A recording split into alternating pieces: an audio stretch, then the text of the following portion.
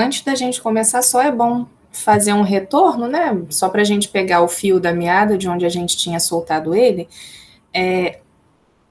A gente estava fazendo a pesquisa, né? E tentando articular um pouco as ideias de Freud sobre a feminilidade com a história das mulheres na transição para o capitalismo, que a Silvia Federici estuda, né? Que ela tenta mostrar para a gente a partir do seu percurso.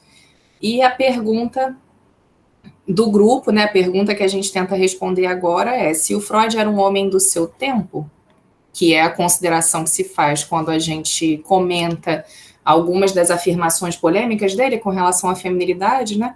Então, assim, se o Freud era um homem do seu tempo, qual que era o tempo de Freud? É isso que a gente está tentando responder.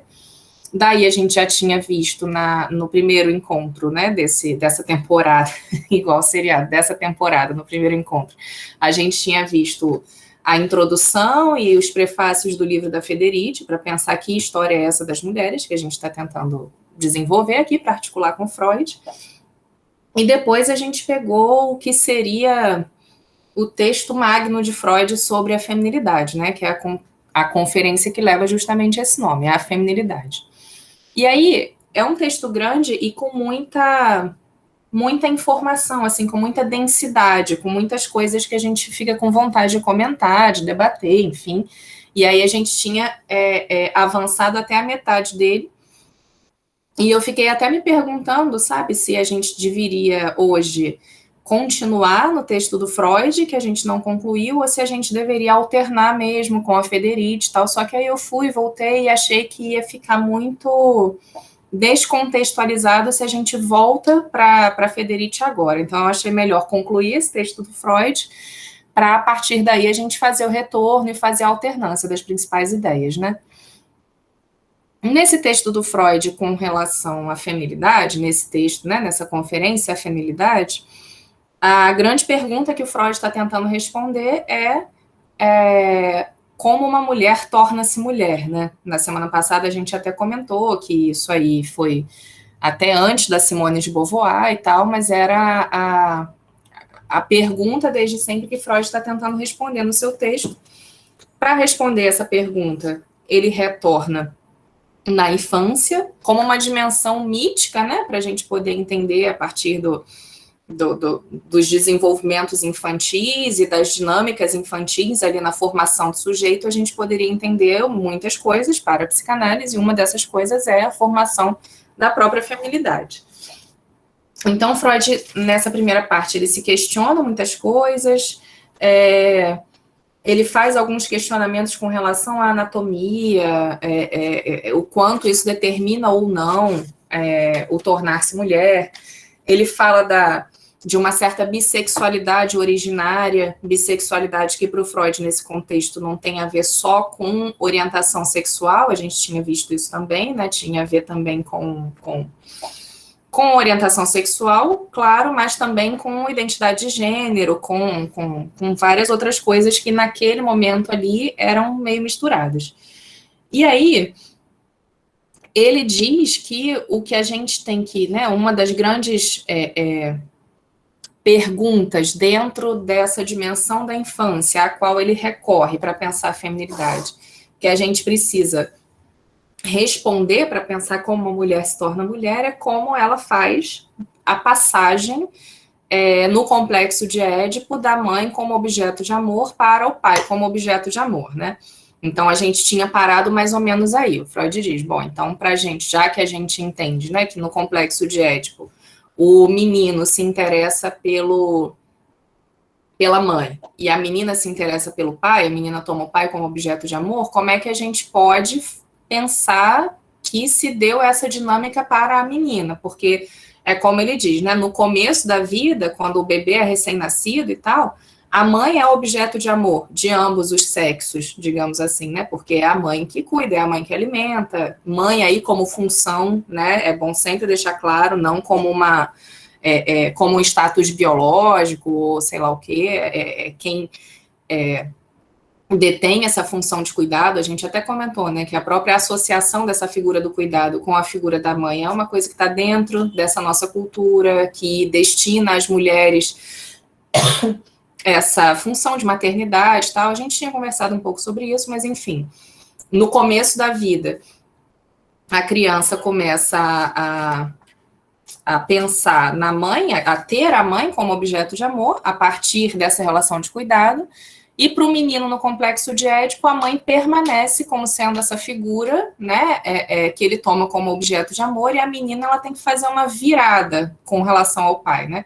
E aí a gente tinha parado mais ou menos nesse ponto da discussão, como é que a menina abre mão da mãe como objeto de amor e faz o direcionamento do seu desejo para o pai, para estabelecer o complexo de Édipo. Pegando, então, esse ponto, essa passagem, né, de tá, nós, então, se a menina, para ser menina, né, para o Freud, para tornar-se mulher e tal, ela precisa tirar da mãe o status de objeto de amor e lançar o pai a essa função, né, lançar o pai a figura de objeto de amor, direcionar o seu desejo para o pai, como é que a menina faz isso? Então, primeiro, para o Freud, a menina precisa desamar a mãe, digamos, né, para poder amar o pai, né? Então ela precisa desinvestir da mãe como objeto de amor.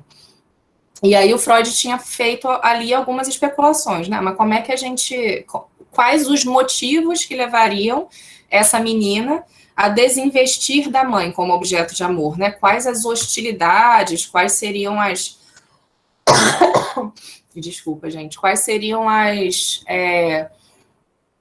as causas mesmo desse desinvestimento amoroso na mãe que possibilitariam o investimento no pai. Aí ele tinha listado para a gente 3 motivos, 3 queixas ou 3 recriminações comuns com relação à mãe que poderiam explicar essa passagem. Então ele tinha listado como primeira queixa a ideia de que a mãe amamentou pouco, e às vezes porque nasce um irmão, às vezes por outras circunstâncias, ele mesmo fala no texto, né? Mesmo quando é uma ama de leite, não, a mãe existe na clínica, eu escuto na clínica essa queixa, de que a mãe alimentou pouco, deu pouco leite, né? Desmamou cedo. É muito importante também a gente lembrar que isso aí é quase estrutural e não factual, no sentido de que, assim, não adianta, ele fala, né, mesmo que a mãe tenha dado, sei lá, 1 mês de leite do peito, ou não tenha dado nada, ou tenha dado 3 anos, é quase estrutural que essa queixa apareça, né, porque não é a demanda do leite, especificamente, por um tempo determinado, é uma demanda de amor que não é satisfeita e que aparece ali como sendo uma queixa com relação ao pouco leite que uma criança recebeu quando nasceu, quando era bebê, enfim. Então, essa era a primeira queixa, do pouco leite. A segunda queixa que ele traz, né, a segunda recriminação, seria uma infidelidade da mãe por causa do nascimento de um irmão mais novo. Então, assim, quando nasce um irmão mais novo, a criança ela pode se sentir traída no amor que a mãe dedica a ela, na dedicação que a mãe dedica a ela. Na dedicação que a mãe dedica é ótimo, né? Mas, enfim, no investimento de energia que a mãe tem para com ela começa a falhar por causa do nascimento de um irmão. Então, o irmão nasceu, a criança se sente meio abandonada e tal. E aí, de novo, né? O que o Freud fala é que isso é muito mais estrutural do que factual, né? Mesmo que depois do nascimento de um irmão a mãe continue se dedicando, tal como antes, ao filho mais velho, mesmo que nem tenha irmão nenhum, mas aí o fato da mãe se dedicar a outras coisas, né, outras atividades de interesse, também é um motivo de queixa, também é um motivo de recriminação, então seria essa segunda queixa, essa infidelidade da mãe, né, que desinveste dela como objeto amoroso. E a terceira queixa que o Freud lista nesse momento é um impedimento do prazer sexual por parte da mãe com relação à criança, que se, na prática, né, o que ele fala aqui, que observa a recriminação da masturbação da criança por parte da mãe.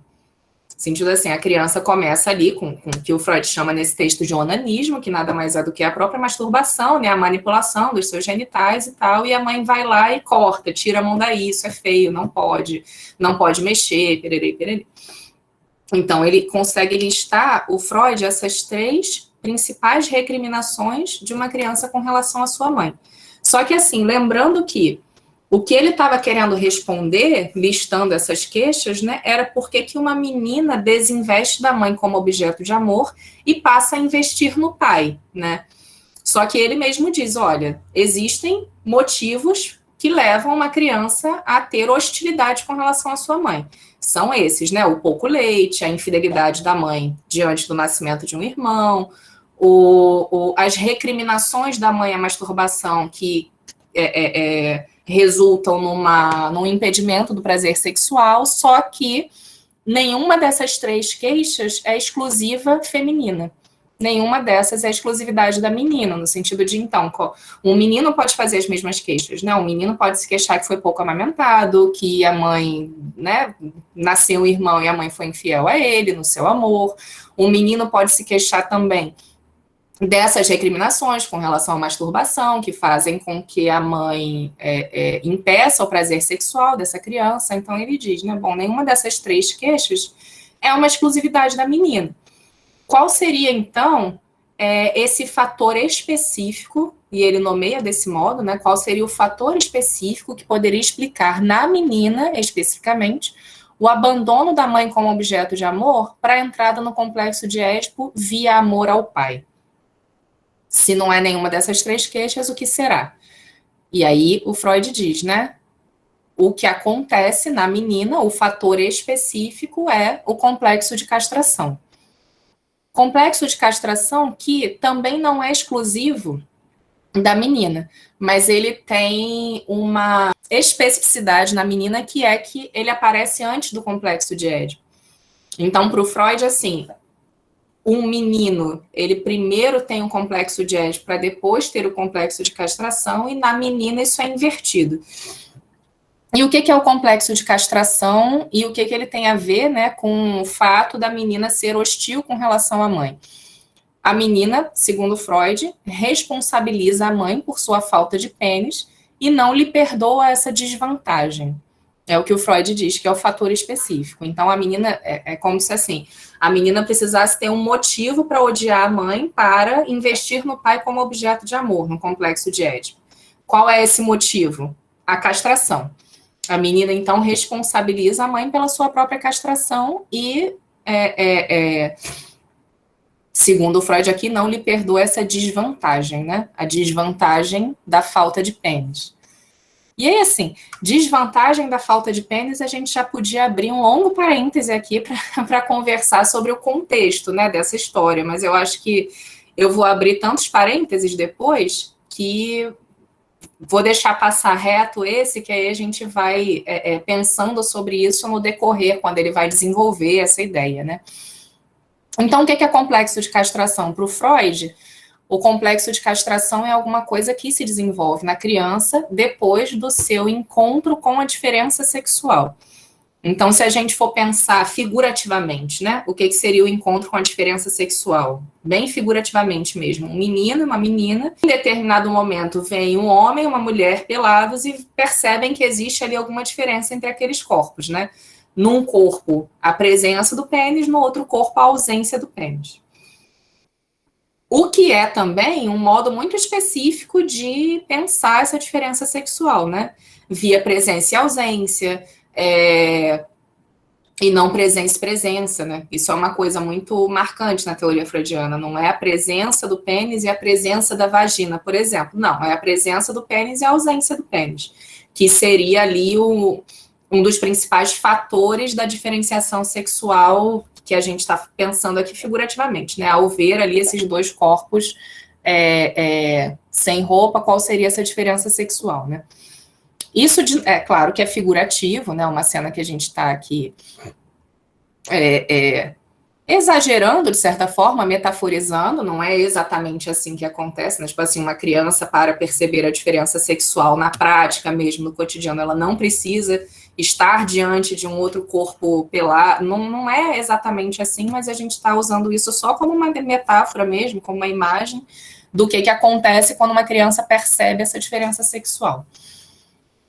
Então, diante dessa cena, né, diante desse reconhecimento da diferença sexual, desse reconhecimento da diferença entre os corpos, que para o Freud a diferença sexual é ainda ligada à anatomia, é ainda, né, ligada a um certo pensamento falocêntrico que coloca ali o pênis e sua presença e ausência como elementos fundamentais dessa diferença. A gente pode discutir isso um pouco mais adiante, mas enfim.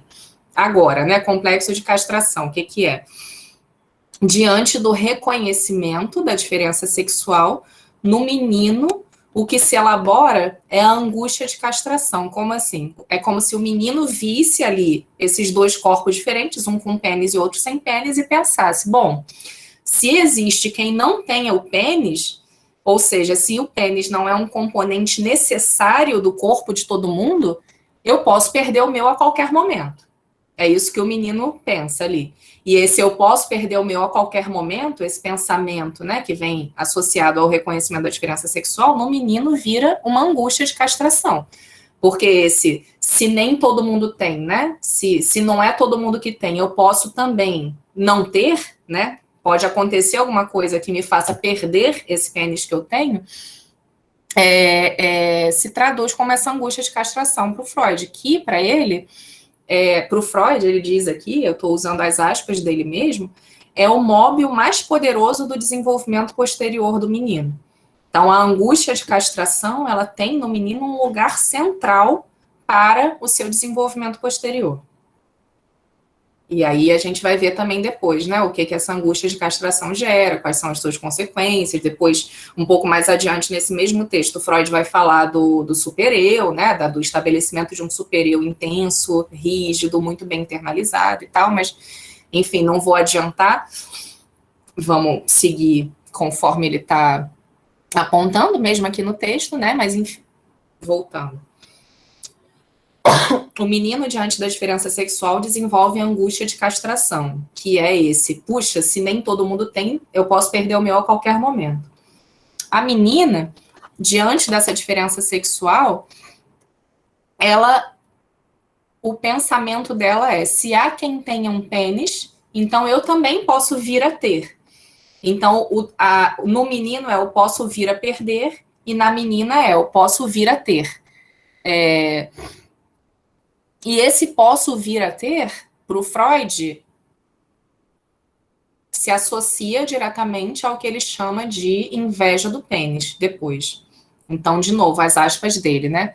A menina, diante dessa diferença sexual, ou seja, diante do fato de que há pessoas com pênis e há pessoas sem pênis, ela se sente gravemente prejudicada, segundo Freud, e cai vítima da inveja do pênis, que deixa marcas indeléveis em seu desenvolvimento e na formação do seu caráter. Assim, muito a dissertar sobre isso, né? Muita coisa que a gente pode comentar com relação a essa inveja do pênis, mas e a gente vai comentar, né?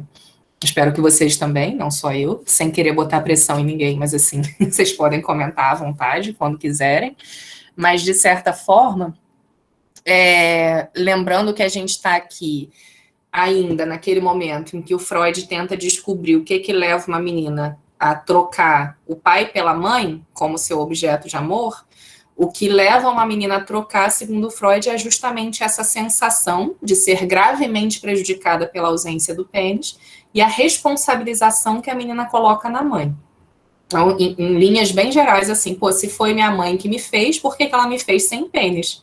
Ela me odeia, então eu também odeio ela. Isso aí é o que basta para que a menina... Não sei se é o que basta, mas enfim, é o fator específico que ele estava procurando para a hostilidade da menina com relação à mãe, né?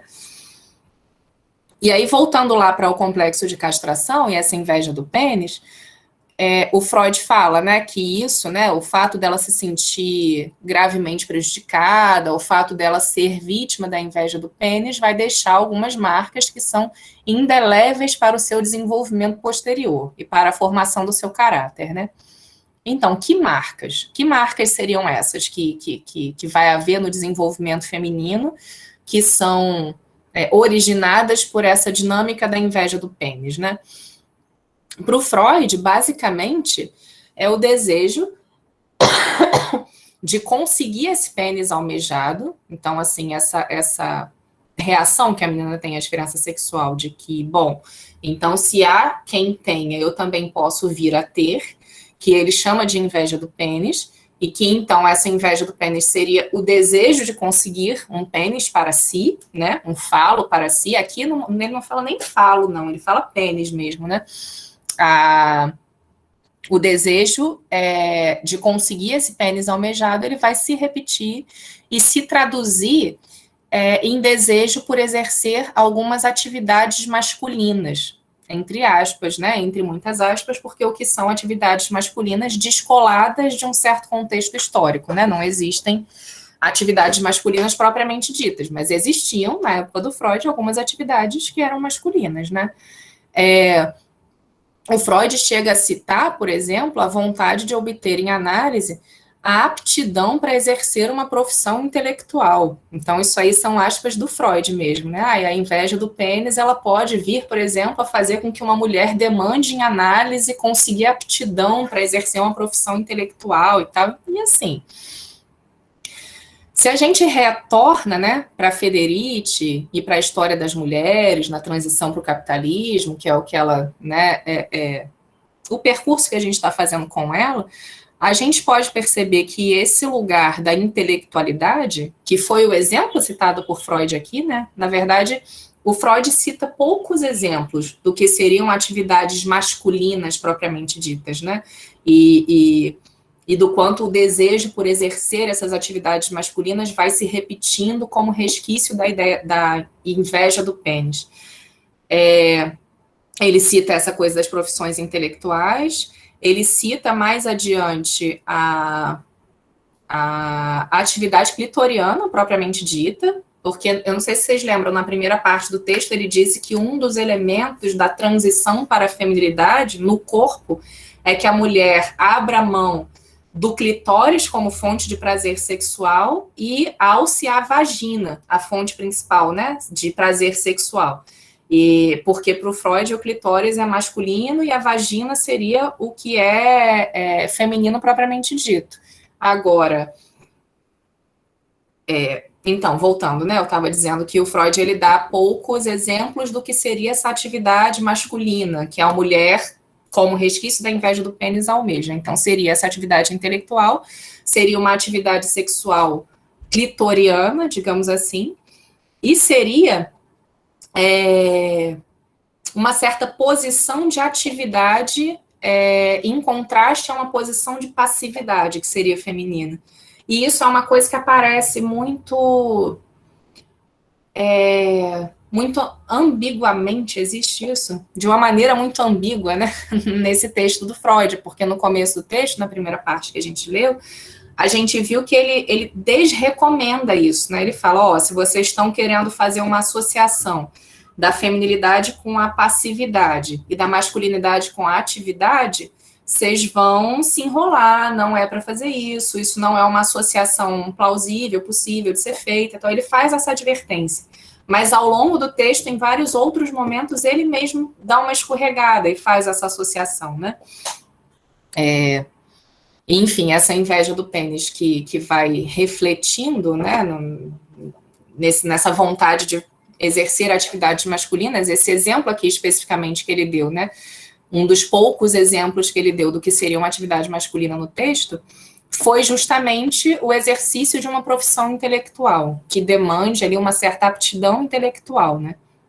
E aí, voltando ao que eu estava dizendo, é que quando a gente pega a história das mulheres mesmo no capitalismo, a gente percebe que, justamente, né, esse lugar da intelectualidade, ele foi retirado das mulheres nessa história de opressão que as mulheres sofreram na transição para o capitalismo, porque Estado, igreja, não que se pudesse separar muito bem essas duas coisas naquela época, né, Estado e igreja eram quase sinônimos ali, mas estou separando aqui para fins didáticos, né? Estado, igreja e as elites econômicas, que também não dá para separar muito bem, né? Porque a igreja também era uma elite econômica, enfim, mas só para desdobrar, Estado, igreja, essas elites econômicas é que retiraram das mulheres esse lugar de intelectualidade e retiraram justamente para poder garantir a dominação dos corpos das mulheres e da reprodução.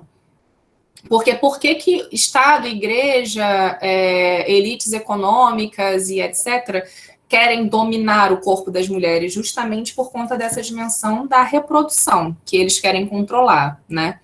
Então, o que eu estou fazendo aqui é uma associação justamente de que o Freud ele só pôde pensar que o exercício de uma atividade intelectual era algo a ser colocado no campo do masculino, justamente porque na história das mulheres a intelectualidade lhes foi retirada por causa da tentativa, vamos botar tentativa para a gente ser mais esperançoso, né? Mas por causa da tentativa constante e restrita de dominação dessas mulheres, né? Desses corpos com vias a controlar a reprodução. Voltando então à tal inveja do pênis, diz o Freud que não se pode duvidar da sua importância, né? As aspas do texto, não se pode duvidar da importância da inveja do pênis, diz Freud. E aí, quando ele fala dessa importância da inveja do pênis, ele comenta e ele cita, inclusive, como exemplo de uma dita injustiça masculina, a atribuição de um excedente de inveja e de ciúme nas mulheres. E aí ele fala disso, né? Que ele está falando assim, bom, a inveja do pênis que foi criada, né, que foi gerada lá no complexo de castração, diante da diferença sexual, tem algumas consequências que se desdobram ao longo da vida das mulheres. Uma dessas consequências é esse excedente que se atribui às mulheres de inveja e de ciúme na vida afetiva delas mesmo. E é curioso porque o Freud fala disso, quando ele fala disso, ele comenta que isso seria um exemplo de uma injustiça, né, masculina com relação às mulheres, a atribuição desse excedente de inveja e de ciúme. Mas ele também não contra-argumenta, sabe? Ele só fala, olha, existe essa crença de que nas mulheres há um excedente de inveja, há um excedente de ciúmes, há um excedente desses afetos, assim, que atrapalham a boa relação, né, cotidiana entre homens e mulheres, tal. Ele dá uma pincelada nesse sentido. Ele fala, né, que essa atribuição do excedente para a mulher é uma injustiça masculina, mas ele também não cria a frase no seu texto de, mas nem é bem assim, as mulheres não têm excedente nenhum, não. Ele fala que é uma injustiça masculina, mas deixa lá, sem contra-argumentar, entendeu? E esse tal desse excedente, né, para além desse contexto específico que ele estava dizendo, da inveja e do ciúme, que existiria a mais na vida afetiva das mulheres do que na vida afetiva dos homens, a gente também pode pensar nesse excedente e nessa própria ideia de excesso mesmo, né, atribuída às mulheres, como associado, relacionado à figura da bruxa, da Federite, né? É como se na mulher existisse sempre um a mais no campo dos afetos, um mistério, alguma coisa incontrolável, alguma coisa que ultrapassa o entendimento dos homens, né? Talvez, inclusive, o Freud tenha essa ideia do excedente, esse pensamento daquilo que é excesso na vida afetiva das mulheres, como uma herança dessa construção social da figura da bruxa, né? Esse excesso, esse a mais na vida das mulheres, esse algo de incontrolável, isso que antes era demoníaco, né? Nesse período histórico do qual a gente está falando aqui, e que a Federite fala bastante, né, que é o que a gente está acompanhando, né, da transição para o capitalismo, a caça às bruxas e tal, então ali até a Idade Média, mais ou menos, esse excedente era tomado principalmente como alguma coisa demoníaca, né, alguma coisa inominável, alguma coisa de possessão e tal, tanto que um dos principais argumentos para a caça às bruxas propriamente dita, né, queimar as mulheres na fogueira, era algum componente demoníaco que vivia nelas. Hoje em dia, esse excesso, esse excedente, ele tem um discurso biológico para justificá-lo, né? Então, o que é excedente nas mulheres? O que é aquilo de incontrolável? Tá, os tais hormônios, né? Então, os hormônios são aquilo que faz com que os afetos das mulheres sejam incompreensíveis para os homens, né? Muitas vezes até para as próprias mulheres. Então, uma mulher que briga com alguém e que tá na TPM, tem aquela capa clássica mesmo, né, da Dilma, não lembro qual revista foi, eu acho que era na Isto É, né, a Dilma com aquela cara, assim, de brava em close que eles pegaram, e tinha uma manchete do tipo, os destemperos da presidente, porque tem sempre alguma coisa ali afetiva, destemperada, que hoje em dia tem como discurso principal essa questão dos hormônios. Então, qual mulher aqui, se alguém nunca tiver passado por isso, ou não conhecer ninguém que passou por isso, me levantem a mão, porque é raridade. Mas, assim, qual mulher nunca brigou com alguém que perguntou no meio da briga, mas você tá na TPM? Não tá tudo bem com você? Quer um chocolatinho? Qual é o período do seu ciclo que você está para você estar brigando comigo? E aí todo o conteúdo se anula, né? E a causa da briga vira os hormônios descontrolados da TPM. Mas, enfim, eu estou falando isso só por causa desse excedente dos afetos que está aqui no texto do Freud, que estava lá como alguma coisa incontrolável, demoníaca, desde a transição para o capitalismo, e que hoje em dia continua, né? Esse excedente continua sendo atribuído às mulheres, principalmente a partir desse discurso, que é um discurso hormonal, né?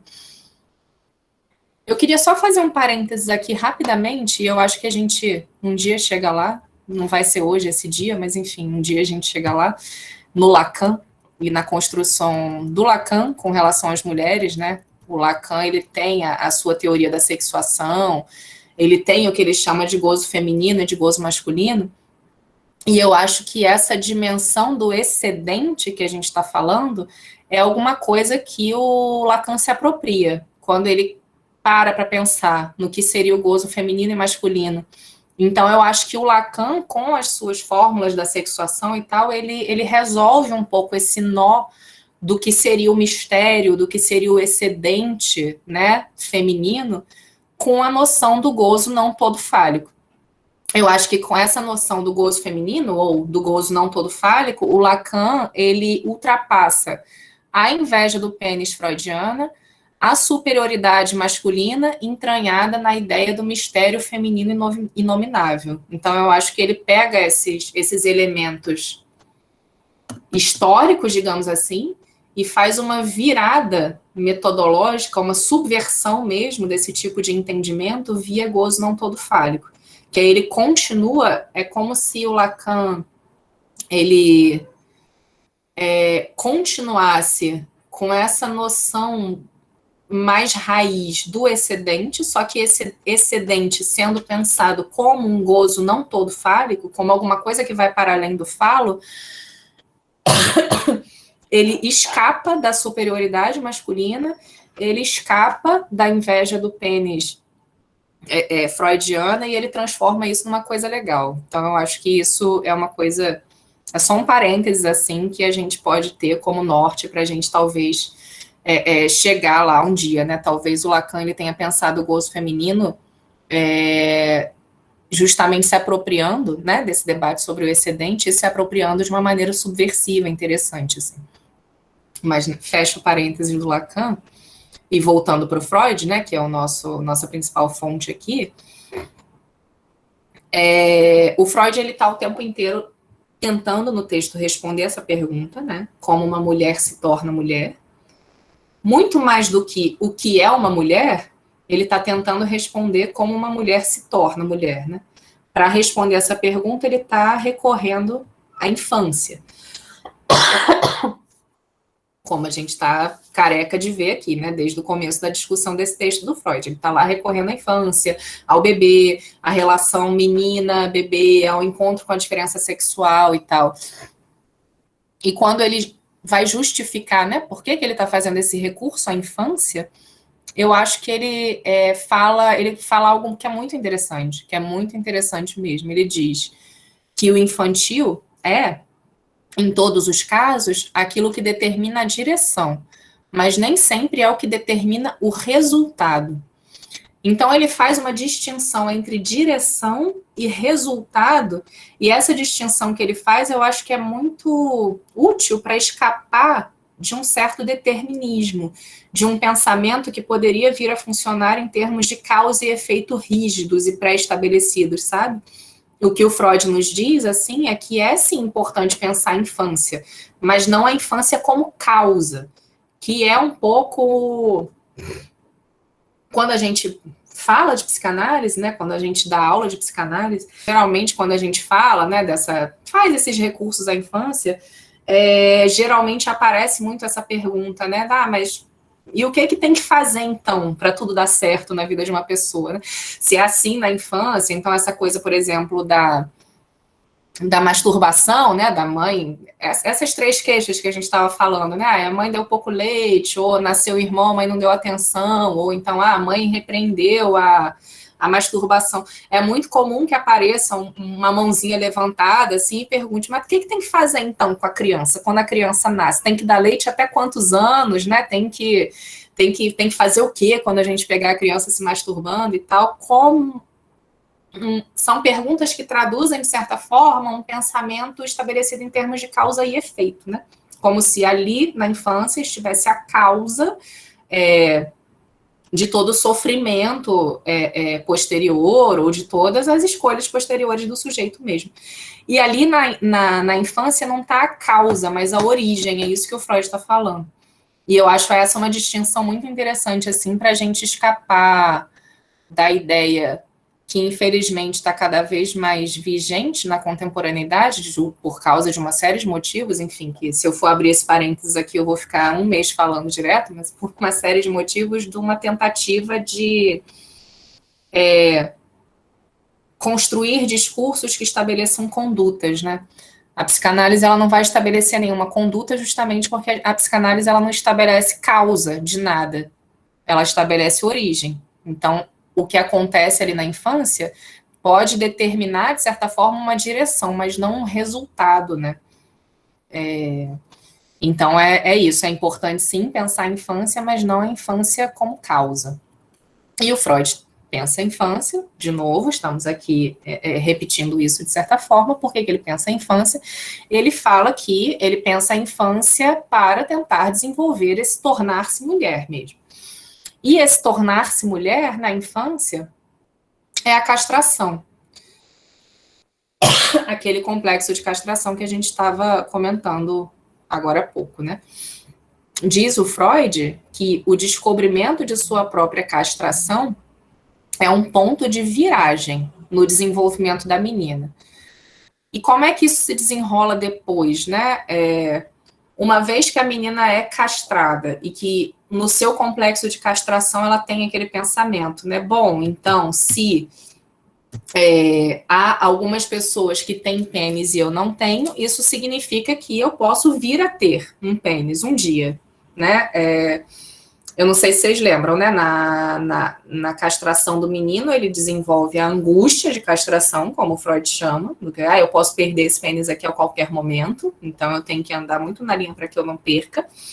E no caso da menina, o que se desenvolve é a tal da inveja do pênis nesse sentido, né? Então eu posso vir a ter, né, esse pênis um dia. E é daí mesmo, desse complexo de castração, desse posso vir a ter, que partem as famosas 3 saídas para a feminilidade de Freud. As 3 saídas para a feminilidade de Freud são as 3... como é que eu posso dizer isso? São as 3 dinâmicas psíquicas mais comuns, no sentido de mais frequentes mesmo, que ele observa na sua clínica quando ele escuta mulheres. Então, assim, existe a primeira saída, que é a saída pela inibição. Existe a segunda saída, que é a saída para o complexo de masculinidade. E existe a terceira saída, que para o Freud é o que ele chama de feminilidade normal. São as 3 saídas para a feminilidade, né? Diante desse encontro com o complexo de castração, diante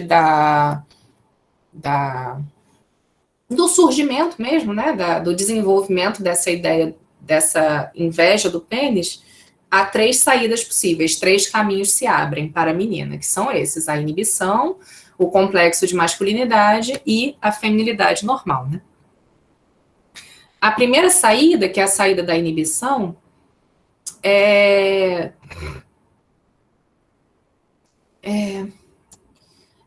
como se a menina abrisse mão, então, diante da castração, diante da observação, né, da internalização dessa castração, então ela abre mão de exercer a sua sexualidade. Sexualidade, para o Freud, é um conceito amplo, né? Sexualidade não é coito, não é, enfim, órgão genital, não é sexualidade para o Freud, é qualquer coisa que busque uma satisfação, né? Qualquer coisa que vise a... Nossa, que difícil construir essa frase, mas enfim, sexualidade para o Freud é o exercício de uma libido no sentido de obter satisfação, pode ser. E essa satisfação é de toda ordem, né? Não é necessariamente uma satisfação genital, por exemplo, né? Qualquer coisa que a gente faz buscando obter satisfação, a gente está mexendo com a nossa libido e exercendo a nossa sexualidade para o Freud. O que o Freud fala dessa primeira saída é que se inibe o exercício da sexualidade de uma mulher mesmo, diante dessa constatação de que ela é castrada. Então, diz o Freud, né, que a menininha que antes desfrutava da fruição da sua sexualidade de um modo masculino, e para o Freud, o que é desfrutar da fruição de sua sexualidade de um modo masculino? Obtendo prazer no clitóris e tendo desejos ativos. E aí está aquela primeira escorregada do Freud com relação àquela diferenciação da qual ele já tinha aberto mão no começo do texto, entre o masculino ativo e o feminino passivo, né? Quando ele vai contar que a menininha que antes desfrutava da sua fruição sexual de um modo masculino, ou seja, com uma satisfação clitoriana e com desejos que são mais ativos, ele vai de novo na mesma operação, na entrelinha, dizer que a atividade é algo do lado masculino, né? Mas enfim, só um parênteses. Diz o Freud aqui que, ofendida em seu amor próprio pela comparação com o menino, muito mais bem dotado, ela renuncia à satisfação masturbatória no clitóris, rejeita o amor pela mãe e recalca, não raramente, uma boa parte dos seus desejos sexuais. Isso se traduz na vida adulta em inibições de várias ordens, inibição do desejo de uma maneira mais ampla. Então, assim, essa primeira saída da inibição seria como se fosse... Falando em linhas gerais, né? A menina vai lá, vê que na diferenciação sexual o menino tem pênis e ela não tem. Na primeira parte do texto também a gente tinha visto que o Freud ele faz uma associação do clitóris com o pênis, no sentido de que para o Freud é como se o clitóris fosse um pequeno pênis ali durante algum tempo para a menina e tal, e que ela fosse esperar que ele fosse crescer, e, enfim. E aí, diante, então, dessa diferença, dessa constatação de que ela é castrada e o menino não, ou nas palavras do Freud, né, que o menino é muito mais bem dotado, e é assim, pelo amor de Deus, mas não para. Diante dessa constatação de que a diferença faz com que ela esteja aquém da corporeidade do menino, digamos assim, porque o clitóris dela é menor, porque ela nunca vai alcançar, porque ela é castrada, a menina desistisse de obter prazer com o que tem. É como se fosse uma coisa assim, meio que, então, já que eu não vou ter um pênis, eu também não vou fazer mais nada, não vou mais me masturbar com esse clitóris, que é um pênis pequenininho, que não vai crescer, não vou mais amar, não vou mais desejar. É como se fosse essa a resposta, assim. É claro que falando assim parece muito reducionista e muito radical, né? Mas seria essa primeira saída da feminilidade, a inibição. Então, diante da diferença sexual, a menina inibe o seu desejo, no sentido de que, então, já que eu não vou ter o que eu quero, também não quero mais nada, sabe? É uma coisa assim, mais de uma inibição. Enquanto comenta essa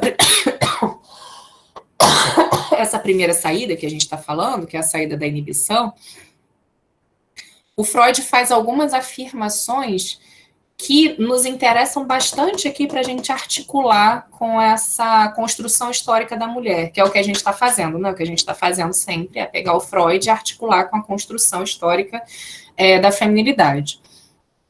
O Freud diz, por exemplo, que diante do encontro com a sua própria castração, via observação da diferença sexual, a princípio, a menina considera a castração como uma infelicidade individual e aos poucos vai estendendo a outros seres femininos e, por último, a própria mãe.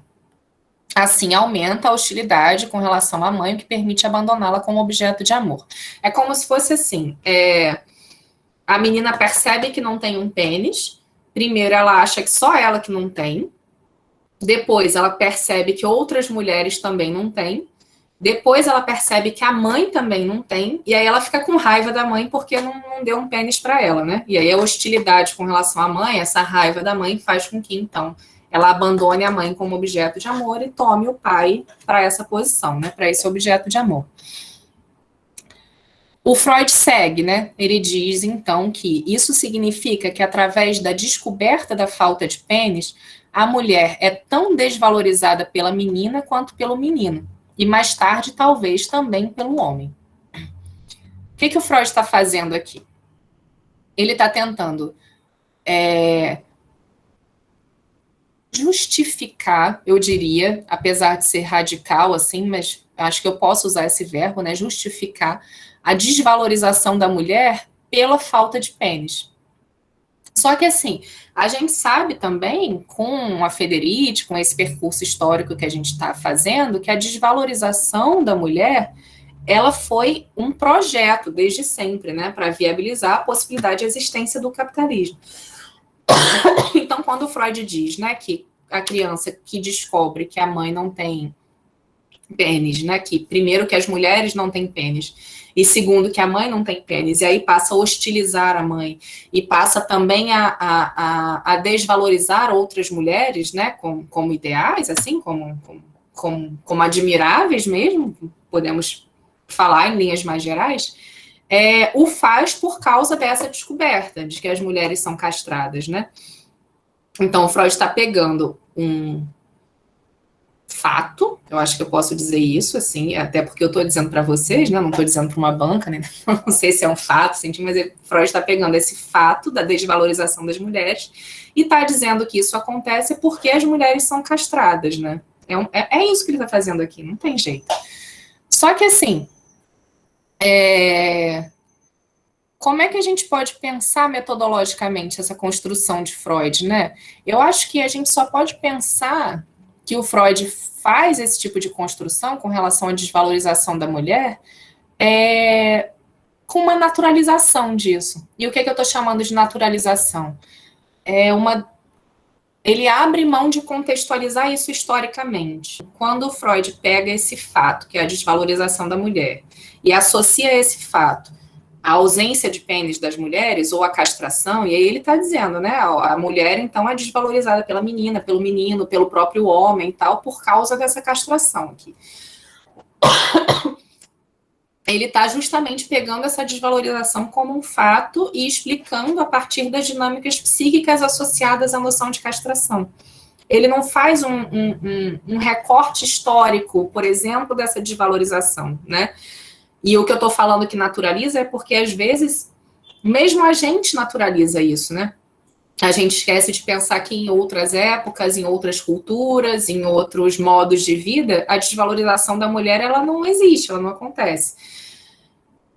E aí, assim, eu tenho pensamentos muito ambíguos com relação a isso, confessando para vocês aqui, porque o Freud, ele não pretende, nunca pretendeu criar um conhecimento que fosse universal. O Freud, ele cria um conhecimento e uma teoria a partir da clínica de determinada época, de determinada cultura, de determinado, né, local geográfico, inclusive, né, de determinado, enfim, do recorte que ele vive, né. O Freud, aqui nesse texto, inclusive, justamente, ele fala que está estudando o tornar-se mulher, mas ele não está pretendendo uma universalidade. Então, assim, eu acho que aqui ele não, apesar de ele não despretender, assim, ele não chega e fala diretamente, né? Ó, eu estou falando a partir desse recorte, como a Federici fez no texto, no primeiro encontro dessa temporada, que a gente estava discutindo a mulher para Federici, ela faz isso, né? Até porque ela já é uma autora contemporânea que está estudando justamente isso com o tema. Ela pega e fala: ó, mulher para mim é isso aqui, nesse recorte, nessa época. Eu não estou dizendo que mulher é universalmente isso, mas eu estou fazendo esse recorte, né? Eu não tenho nenhuma pretensão universal. E aí ela fala lá o conceito dela de mulher, que é aquela que é responsável pela reprodução, pelos cuidados e tal. O Freud, ele não faz esse recorte diretamente, né? Ele não comunica esse recorte que ele está fazendo. Mas, ao mesmo tempo, ele também não pretende universalidade. O Freud nunca pretende, não sei se nunca, né? Vamos lá, vamos com calma. Mas o Freud não tem a universalidade das suas teorias como um objetivo perene, digamos assim. Então, a dúvida que eu estou tentando comunicar para vocês, né, a ambiguidade que eu tenho com relação a essa construção do Freud, da desvalorização das mulheres, é essa, né? Seria, então, a construção do Freud, essa construção, né, de desvalorização das mulheres por causa da castração, essa construção teórica que ele faz, é um reducionismo? É uma psicologização de determinadas dinâmicas sociais? É a naturalização do fato da desvalorização, abrindo mão de pensá-lo historicamente? Ou é apenas o recorte que ele faz? Eu não sei. Seguindo na discussão, então, o Freud ele faz uma observação, né, com relação à importância do onanismo infantil, onanismo que é masturbação infantil, né, e as suas consequências para a vida adulta. E o Freud deixa, a partir dessa reflexão da importância do onanismo infantil, ele deixa um parênteses que eu acho também muito importante, que se conecta com aquilo que a gente estava falando antes, né, de não pensar a infância como causa, e sim como origem, né, não pensar um determinismo causa e efeito muito bem estabelecido.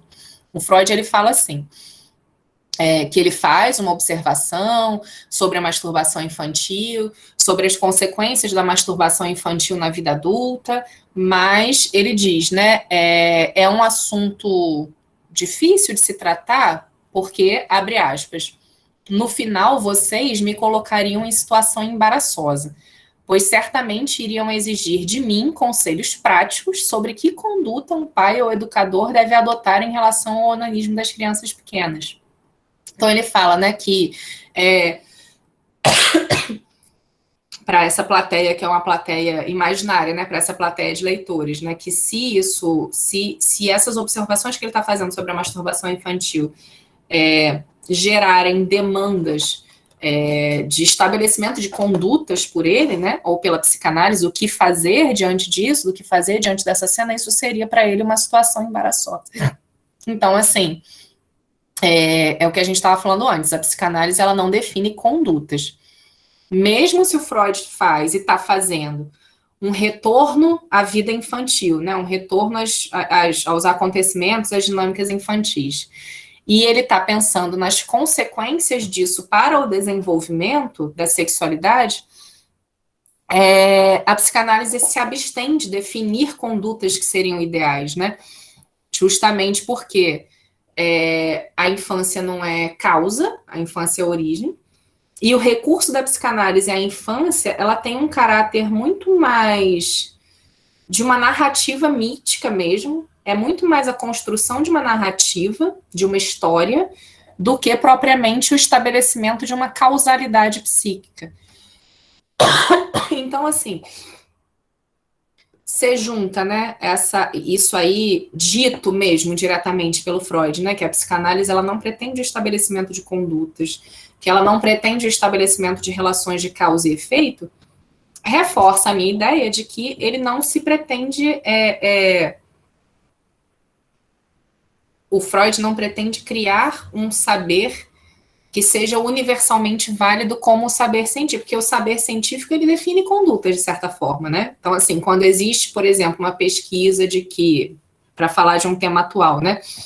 O uso de máscaras, especialmente se forem as máscaras N95, PFF2, tem o poder de barrar até 95% das partículas. Eu esqueci o nome das partículas, acho que são aerosóis, né? Que transmitem o vírus, parará, então isso tem X% a mais de barrar o vírus do que o. Esse tipo de construção de saber define uma conduta, né? Qual é a conduta que é definida? Tem que usar máscara, né? A conduta que se define é essa. Na psicanálise, a construção de um saber não é com o objetivo de definir uma conduta. Se não é com o objetivo de definir uma conduta, não é um saber que se pretende universal, descontextualizado e, sei lá, né? Não vale para qualquer pessoa, em qualquer época, em qualquer tempo, né? Existe um recorte. E aí, apesar desse recorte não estar nomeado, esse recorte existe e está posto. Ele não está nomeado, não está, né, escrito, mas ele está posto. E aí, por isso que eu fico em dúvida lá, né, do que quando Freud fala, né, da desvalorização da mulher como ligada diretamente à castração, à ausência do pênis da mulher, eu fico nessa dúvida. Pô, mas o que ele está fazendo? Ele está psicologizando ou ele está só ofertando para a gente um recorte? Por que ele abre mão dessa contextualização histórica? E eu fico meio em dúvida, né, de como pensar nesse recurso metodológico do Freud. Mas voltando às saídas.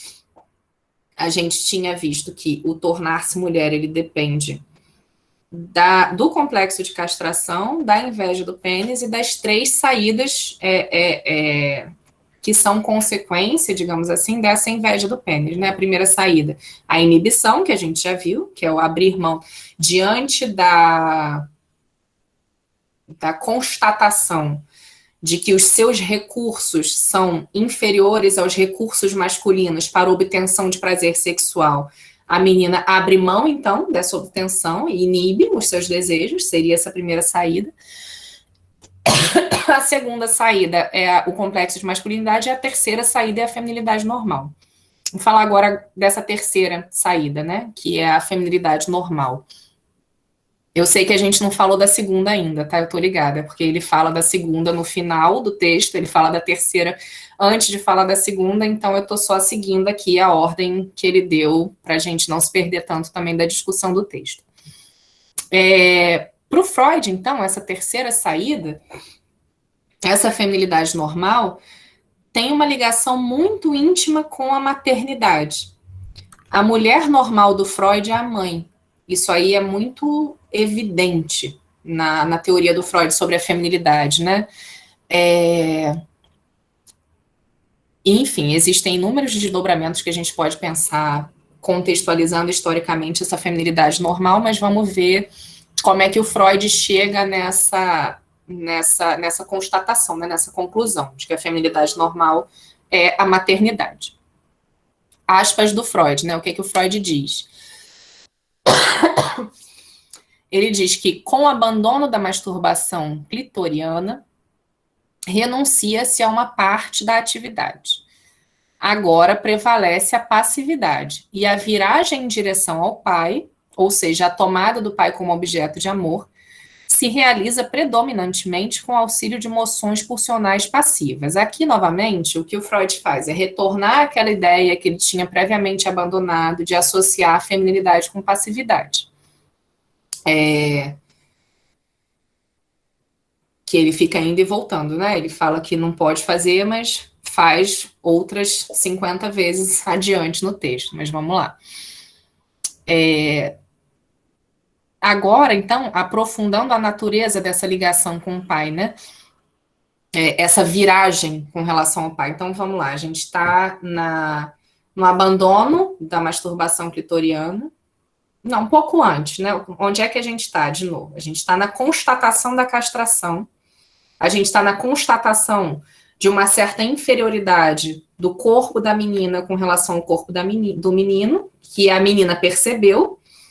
Ela percebeu, então, percebendo isso, o que ela faz é abandonar a masturbação clitoriana, é renunciar a uma certa parte de atividade com relação à própria atividade sexual dela mesmo. O que prevalece é a passividade, e aí sim se dá essa viragem em direção ao pai. Essa viragem em direção ao pai, ela se dá da seguinte forma, né? Agora, a menina toma o pai como objeto de amor porque espera do pai um filho. É como se fosse assim, aspas do Freud, né? O desejo com o qual a menina se volta para o pai é, sem dúvida, originariamente, o desejo do pênis que a mãe lhe negou. E que agora ela espera do pai. Não é isso, né? Se a mãe negou a ela um pênis, se a mãe não foi capaz de dar a ela um pênis, ela vai pedir para o pai. Como é que ela vai pedir para o pai esse pênis, né? Trocando esse desejo do pênis pelo desejo de um filho. Então, diz Freud, né? Essa situação feminina, que seria essa feminilidade normal, né? Só se estabelece se o desejo do pênis for substituído pelo desejo do filho. Portanto, se o filho entrar no lugar do pênis, de acordo com uma velha equivalência simbólica. Que equivalência é essa? A equivalência é famosa na psicanálise de falo e bebê, né? Quando Freud diz que o bebê é o falo da mãe, a criança é o falo e tal. Então, assim, o que seria a feminilidade normal, né? Você percebe, você constata que não tem o pênis. Você, então, consegue, percebendo que não tem o pênis, você hostiliza a sua mãe porque é a culpa dela, que você não tem o pênis. Você não deixa de querer o pênis, mas aí você vai deixar de pedir ele para a mãe e vai pedir ele para o pai. Só que você vai pedir ele para o pai a partir dessa substituição. Você não vai pedir para o pai o pênis, ou você não vai pedir para o pai o exercício, né, de atividades que seriam atividades masculinas. O que você vai pedir para o pai é um filho. E por isso a menina no complexo de Édipo toma o pai como objeto de amor, porque ela demanda do pai um filho. E aí, assim, vamos lá, né? E aí, só para reforçar mais ainda, eu sei que eu estou repetitiva, mas é que isso é muito importante, assim.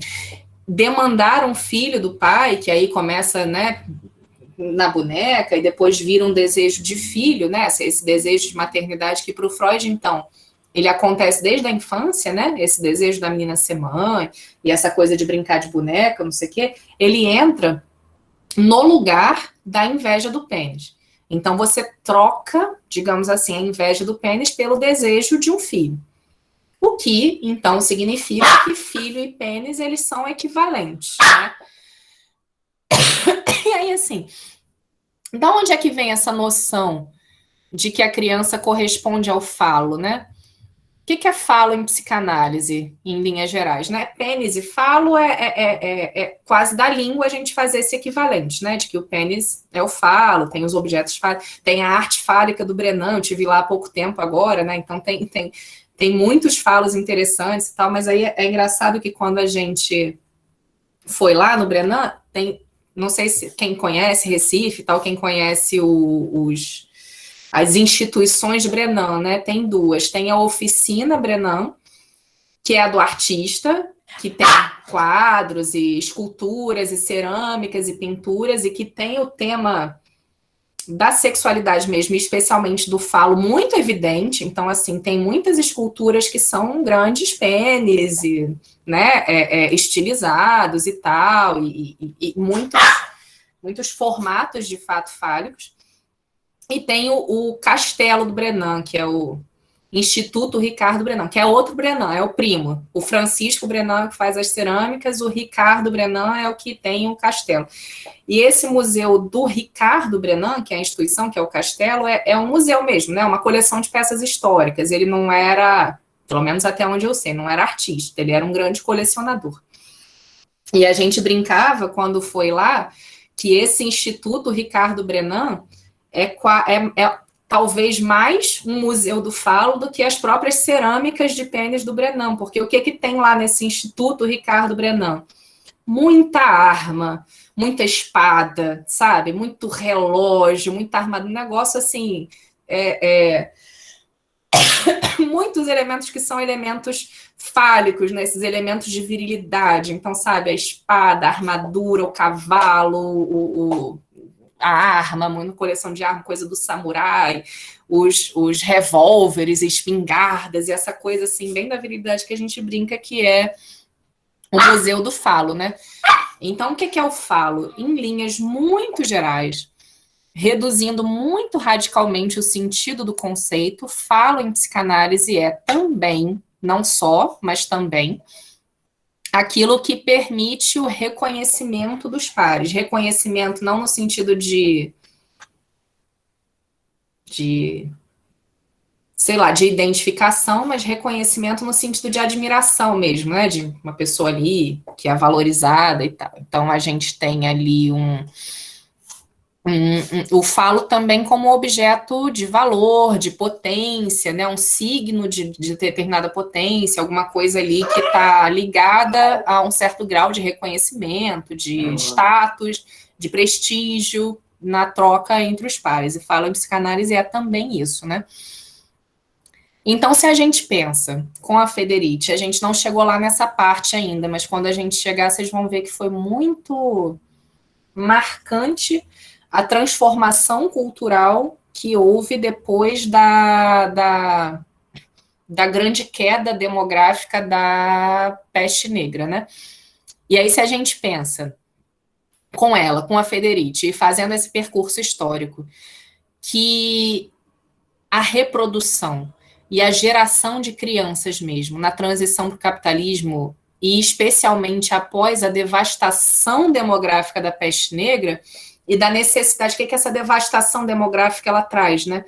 Ela traz a necessidade para a economia de novos nascimentos mesmo, literalmente falando, porque na peste negra morreu uma porcentagem gigante de pessoas lá na Europa, não tinha quem trabalhasse nas terras, não tinha quem trabalhasse nas propriedades da elite econômica, da elite religiosa, estatal, que é tudo mais ou menos a mesma coisa na época, né? Não tinha mão de obra para trabalhar. Se não tinha mão de obra para trabalhar, o que acontece é que as pessoas vão perdendo riquezas. Então, assim, se não tinha quem trabalhasse, as poucas pessoas que sobraram, digamos, né, para trabalhar, cobravam caro, né? Não se submetiam a qualquer tipo de acordo ali, né, nesses acordos de trabalho que existiam nessa época da Idade Média, que você tinha que, enfim. Não vou desdobrar isso muito, não, porque a gente vai chegar lá quando a gente estiver fazendo o nosso percurso pela Federici, mas só minimamente, né? Depois dessa devastação demográfica da peste negra e do empobrecimento, inclusive das elites, que gerou na verdade, que essa queda demográfica gerou, os nascimentos, eles passaram a ser muito importantes. Precisava ter gente, precisava voltar a ter gente viva, existindo no mundo, para que os ricos pudessem ser mais ricos. E daí essa necessidade de controlar também a reprodução das mulheres nesse momento histórico, né? E aí, nesse momento em que nascimentos e o próprio processo de reprodução e crianças, né? Porque estavam ali nascendo, eram tão valorizados, é que a maternidade e a reprodução era praticamente o único destino das mulheres. Então, além da valorização na época dos nascimentos, e eu estou falando valorização não no sentido individual, né, que a gente está acostumado a pensar hoje, não é uma individualidade, assim, né, tipo, ai, que lindo, né, nem nasceu essa criança, não, era uma valorização mesmo estatal, né, um incentivo muito grande para que houvesse nascimentos, para que tivesse quem trabalhar, para que os ricos se mantivessem ricos. Eu estou resumindo também muito, né, é bem, assim, um negócio bem condensado do que a Federici fala, né, da peste negra e das suas consequências para a economia e para as mulheres, mas enfim. As crianças, então, naquela época, os nascimentos eram extremamente valorizados e o destino de todas as mulheres, que para a Federici, né, eram aquelas que seriam capazes dessa reprodução e dos cuidados, então, assim, os corpos que geravam outros corpos, né, eles não podiam ser desperdiçados em mais nada, que não fosse a reprodução, porque estava precisando muito de gente para trabalhar. Então, nessa época, como consequência da peste negra, a gente tem a grande valorização dos nascimentos e das crianças, e a gente tem a maternidade quase como o único destino das mulheres, porque precisava nascer gente. E eu acho que essa ideia do Freud, né, essas duas coisas, a feminilidade normal como maternidade, e a própria noção de que o bebê é o falo da mãe, no sentido de ser esse objeto aí de valor, né, de muitas outras coisas, tá? O falo não é só isso, assim, eu tô repetindo para nenhum psicanalista vir puxar meu pé na cama quando eu for dormir. O falo é muitas outras coisas, mas é também isso, né, essa coisa do valor social, do prestígio e tal. Eu acho que essas duas coisas, elas estão muito ligadas a esse momento, a esse contexto histórico, sabe? A essa exploração do corpo das mulheres para a reprodução que ocorreu durante toda a transição para o capitalismo, mas especialmente depois da peste negra e da queda demográfica que ela trouxe. O bebê só é o falo, só é assim, né? Eu estou falando aqui como uma hipótese, mas enfim, o bebê é o falo porque bebês passaram a ser muito valorizados depois disso, depois dessa experiência aí da peste, e a maternidade, né, ela é a saída normal da feminilidade justamente porque ela foi o único destino possível para as mulheres nessa época, na transição, depois dessa queda demográfica também da peste negra. Então, é isso, essa associação que eu tinha feito, né, entre esses dois elementos que o Freud traz como os elementos centrais da feminilidade normal. A criança ser o falo da mãe e a maternidade, né, o desejo pelo filho ser essa saída do complexo de castração e do complexo de Édipo. Voltando ao texto do Freud, ele diz que só com o afloramento... Peraí, rapidinho. Ai. Não, tudo bem.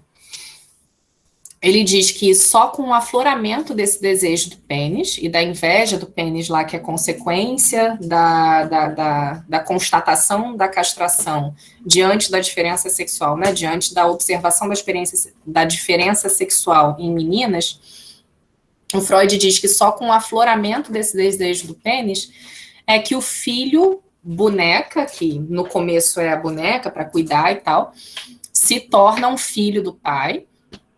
E, a partir daí, torna-se a meta do desejo feminino mais intenso. Freud diz, né? O desejo feminino mais intenso, que é o desejo de ter um filho.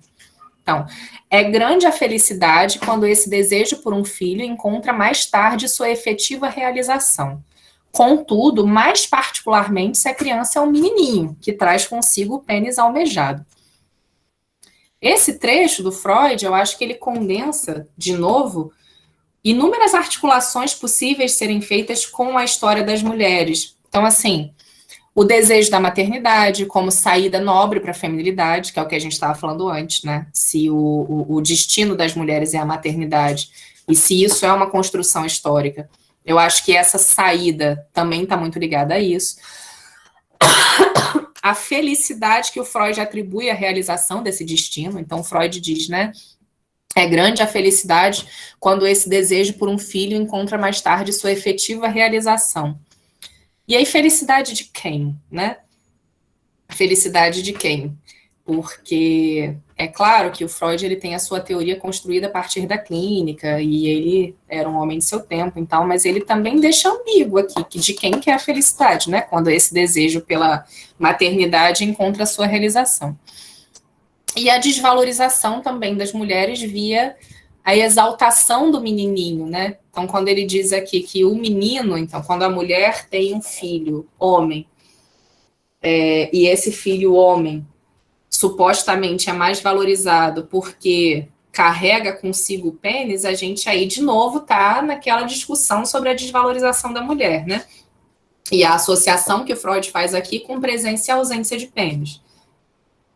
Não vou repetir tudo de novo, porque eu já falei muito disso, sei lá, 5 minutos atrás, mas de novo a gente está aí, né? A mãe fica muito mais realizada quando esse filho é homem, porque o homem carrega consigo esse pênis, né? Mas aí será que que a desvalorização da mulher e a valorização do menino que tem o pênis, a gente pode pensar nisso como um reducionismo do Freud ou não, ou só um recorte, aí vou deixar ainda em aberto, né, porque são coisas que a gente precisa pensar e tal.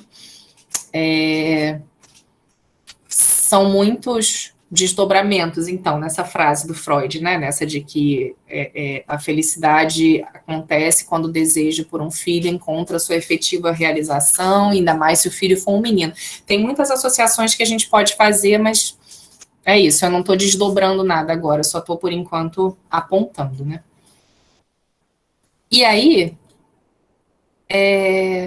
voltando lá para a infância, né? E para origem na infância desse desejo pelo filho, desse desejo por um filho, o Freud, ele afirma que essa transferência do desejo do filho, pênis, que aí o bebê e o falo se equivalem, como a gente já tinha falado antes, né? A inveja do pênis na mulher e o desejo de ter um pênis vira o desejo de ter um filho, porque filho e pênis se equivalem.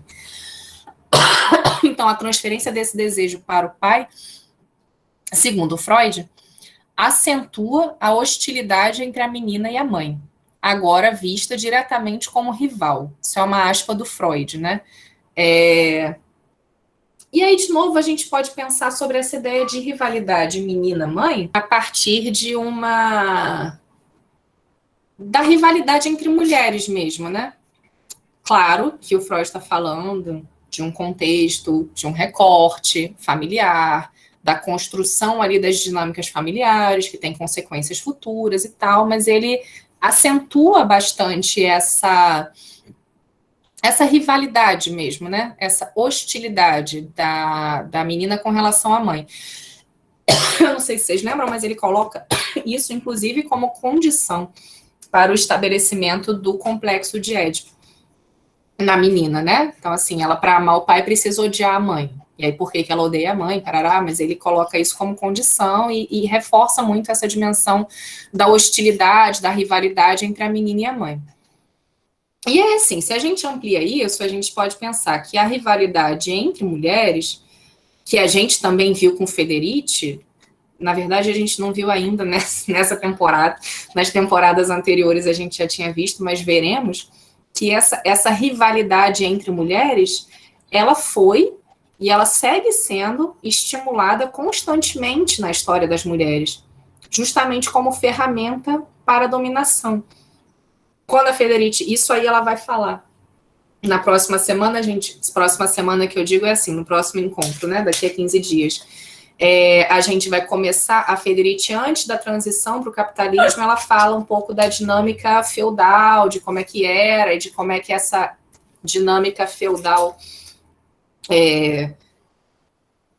foi substituída pela dinâmica da exploração capitalista, mas ela fala que entre o feudalismo e o capitalismo houve ali um momento muito revolucionário, que poderia ter culminado numa dinâmica, né, numa dinâmica social mesmo, um tipo de construção muito mais interessante e muito menos opressiva, né, exploradora do que o capitalismo. E nesse momento revolucionário, as associações entre mulheres, que eram associações políticas, afetivas e tal, elas eram um grande obstáculo à exploração dos trabalhadores, de uma maneira geral. Então, esse incentivo, não sei se é incentivo assim a palavra, mas enfim, essa estimulação mesmo da rivalidade entre mulheres foi ferramenta política e é ferramenta política até hoje para um certo tipo de dominação, né, que acontece. E se a gente sabe, de novo, que o Freud constrói a teoria dele a partir da experiência clínica, ou seja, o Freud ouve e escreve a partir daquilo que ele está ouvindo, né? Fica muito difícil para a gente separar o que é uma consequência histórica dessa estimulação social e política, digamos assim, da rivalidade entre mulheres, da hostilidade das mulheres, que talvez, então, lá na época de Freud, já estivesse tão enraizada a ponto de ser internalizada, aparecendo na clínica do Freud. Então, a hipótese do Freud de uma hostilidade entre mulheres é uma hipótese que diz respeito ao que ele ouvia na clínica. Agora, o que ele ouvia na clínica com relação a essa hostilidade, a essa rivalidade? A gente tem, de novo, um questionamento parecido, né? Tipo assim, o que veio primeiro, o ovo ou a galinha, sabe? Primeiro existiu o estímulo a essa rivalidade como ferramenta de opressão, e depois a internalização, e depois o aparecimento disso na clínica de Freud, que foi tentar, a partir de uma certa dinâmica psíquica, falar dessa rivalidade entre mãe e filha, a partir do complexo de castração, né, e da responsabilização da filha pela ausência de pênis e tal. Ou isso tem também intimamente e diretamente relação de fato com essa dimensão da rivalidade mãe-filha, né? A gente não sabe muito bem, mas só que estou querendo apontar que essas coisas elas são muito mais entranhadas e são muito mais íntimas as relações do que pode parecer, né? Dessa relação de um contexto social, histórico, político e dessa relação mais de uma dinâmica psíquica familiar, digamos assim. E aí tá, e é outro ponto agora, né? Essa experiência de castração, que para o Freud é a origem do tornar-se mulher, levanta também algumas discussões a respeito da diferença na formação do super-eu entre meninos e meninas. Para o Freud, o menino, a partir da sua angústia de castração, que era aquilo, né, que a gente tinha comentado, se existem pessoas sem pênis, pode ser que eu perca o meu a qualquer momento, e isso vira uma angústia de castração e tal. A partir dessa angústia de castração é que o menino abandona o complexo de Édipo. E o complexo de Édipo no menino deixa como herdeiro um severo super-eu. No caso da mulher, justamente pelo complexo de Édipo vir depois do complexo de castração e não ter um tempo determinado de término, como tem para o menino, porque assim, para o menino o complexo de castração é o fim do complexo de Édipo. Para a menina, o complexo de Édipo é o começo do complexo de castração, né? É a consequência do complexo de castração, e por isso ele não tem um fim tão determinado, temporalmente falando mesmo. Então, isso, segundo Freud, faz com que a formação do super-eu sofra sob essas circunstâncias. E aí diz o Freud, ele não consegue atingir a intensidade e a independência que lhe conferem a sua importância cultural.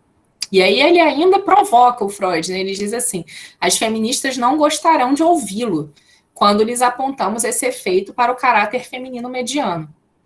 O que o Freud está dizendo aqui? Basicamente, que a mulher tem um superego mais fraco do que o homem. Que o supereu na mulher é um supereu mais fraco do que é o supereu do homem. E aí, assim, sabendo que para a psicanálise o supereu ele tem um caráter de uma instância moral, e ele tem a função de internalizar as regras, as restrições, os imperativos culturais, os acordos que a gente faz, né, para viver em sociedade e tal, dentre outras coisas, né, em psicanálise uma coisa nunca é uma coisa só, é sempre muitas coisas dentro da mesma coisa, então assim, mas só para pegar esse contexto mesmo do super-eu como a instância moral, afirmar que nas mulheres essa instância moral se desenvolve com menor intensidade é sim uma forma de colocar a mulher do lado da bruxa, como a gente estava falando antes, né, com relação àqueles excessos e tal, aquilo de incontrolável. Como bem aponta Federici, essa construção da mulher como bruxa, né, todas duas, na verdade, dando um spoiler aqui de onde a gente vai chegar com a Federici vai contar toda a história das mulheres na transição para o capitalismo para dizer que o que a gente tem como consequência são duas facetas, né, duas noções de feminilidade que estão entranhadas, arraigadas na nossa sociedade. A primeira, a mulher como santa, a segunda, a mulher como bruxa.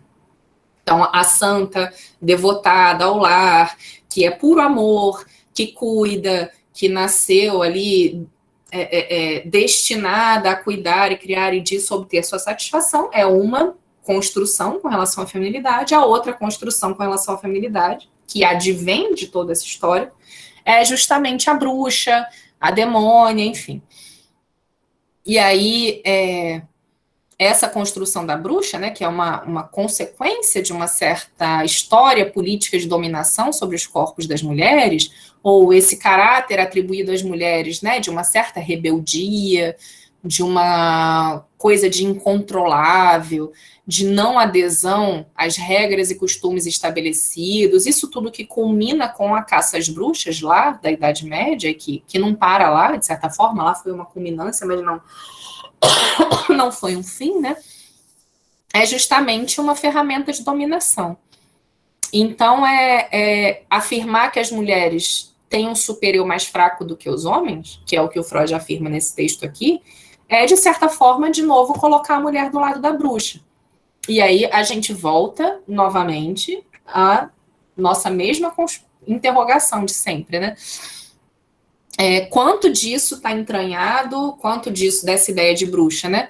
Está entranhado na cultura, na nossa sociedade, da qual o Freud também fazia parte um tempo atrás, e que se reflete na clínica e, consequentemente, aparece na teoria freudiana sobre a feminilidade, né? Que história é essa de mulher não ter um superior muito bem estabelecido, né? Da onde que o Freud tira isso?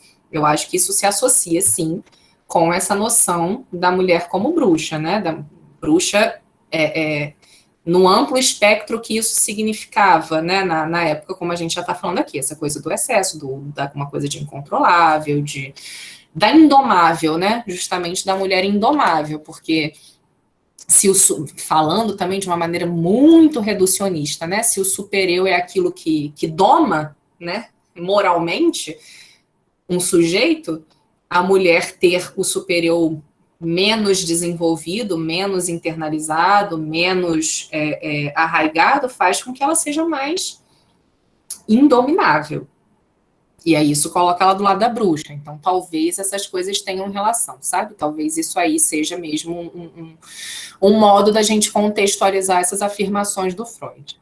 Lembra que tinha 3 saídas para a feminilidade, né? A inibição, o complexo de masculinidade e a feminilidade normal, que é a maternidade. A gente falou um pouco da inibição, falamos um pouco da feminilidade normal e desse desejo pelo filho, né? Dessa maternidade. E agora vamos falar da tal da segunda saída, que é a saída do complexo de masculinidade, né? O que o Freud fala sobre essa segunda saída, sobre esse desenvolvimento de um intenso complexo de masculinidade, né? O que é o complexo de masculinidade para o Freud, afinal de contas? 2 coisas: atividade clitoriana e a tendência à atividade em oposição à passividade. Isso é o complexo de masculinidade para o Freud. E aí, assim, começando pelo final, começando por essa coisa de uma tendência à atividade, né, que o Freud nomeia como um complexo de masculinidade,